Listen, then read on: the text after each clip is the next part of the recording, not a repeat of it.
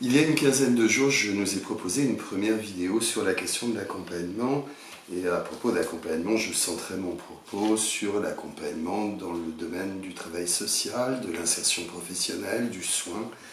Bref, sur les différentes modalités de l'accompagnement, on a abordé un certain nombre de généralités. Et aujourd'hui, je voudrais aller un petit peu plus loin, vous faire part d'un certain nombre de réflexions sur l'accompagnement, évoquer en fait les freins et les leviers de l'accompagnement, en tout cas un certain nombre de freins et leviers. Alors, je vais démarrer aujourd'hui sur les risques, et ils sont innombrables en matière d'accompagnement, parce qu'aucun accompagnement ne se ressemble et parce qu'on est dans le domaine de l'humain, et que le principal outil du travailleur social, du conseiller en insertion, de l'animateur social, du soignant, le premier outil, c'est d'abord soi-même. On est dans l'humain, et évidemment, dès lors qu'on est dans l'humain et dans la relation, eh ben, il y a énormément de choses qui se jouent sur ce terrain-là, des choses conscientes ou inconscientes.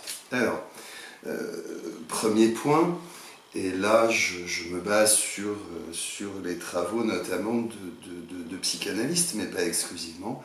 Premier travers, confondre la demande telle qu'elle peut être verbalisée, exprimée par la personne qui est en difficulté ou qui a mal ou qui est dans des problématiques diverses.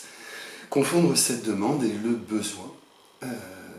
On sait bien que les besoins, c'est les besoins de reconnaissance, de lien, de justice, des besoins de survie, des besoins d'appartenance, etc., etc. La demande qui est exprimée, elle est bien souvent éloignée du besoin.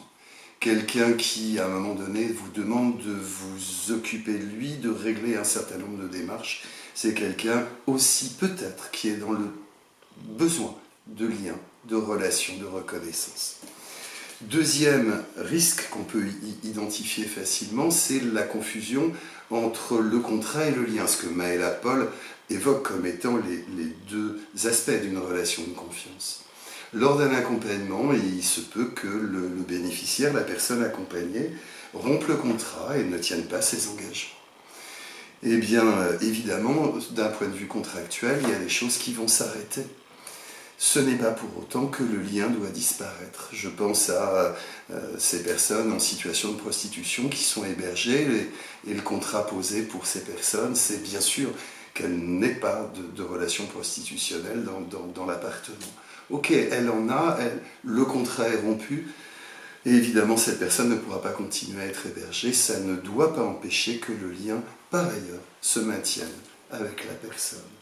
Troisième travers, ou troisième difficulté, celle de la distance relationnelle. On sait que la distance, j'ai consacré une vidéo au sujet, elle s'invente à chaque fois. Elle s'invente à partir de ce qu'est la personne en face de nous, des besoins de la personne qui accompagne, et puis des modalités de la relation et des objectifs de cette relation. Eh bien, quand on est dans la fusion, ou à l'inverse, quand on est dans une distance trop froide, évidemment, on n'est pas dans la juste distance. Quatrième risque ou difficulté, j'emprunte à Joseph Roussel, éducateur spécialisé et psychanalyste, c'est d'être fasciné par la demande d'objets. Je ne sais pas, trouvez-moi un logement immédiatement, trouvez-moi un travail immédiatement. Si on est fasciné par cette demande d'objets, évidemment on se retrouve dans l'impuissance puisque nous n'avons pas forcément les moyens les uns et les autres de répondre à ce type de demande. En réalité, ce qu'il nous dit, c'est que bien souvent, derrière la demande d'objets concrets, qu'il s'agit de prendre en compte, bien sûr, il y a une autre demande en réalité, qui peut être une demande, comme dit précédemment, de lien, de reconnaissance. Et donc, Joseph Roussel nous invite à distinguer la demande d'objet et l'objet de la demande, comme l'a fait Françoise Dolto avant lui. Se faire embarquer dans l'urgence du sujet, de la personne demandeuse, oublier en tant qu'accompagnant ses propres besoins, se substituer à lui ou à elle et ne pas être dans la relation d'aide en conseillant, en jugeant, en interprétant, en minimisant le problème.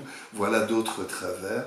Être seul, enfin, dans l'accompagnement est certainement une erreur parce qu'il suffit que quelque chose ne fonctionne pas dans la relation pour que l'ensemble de l'accompagnement soit remis en question à un moment donné.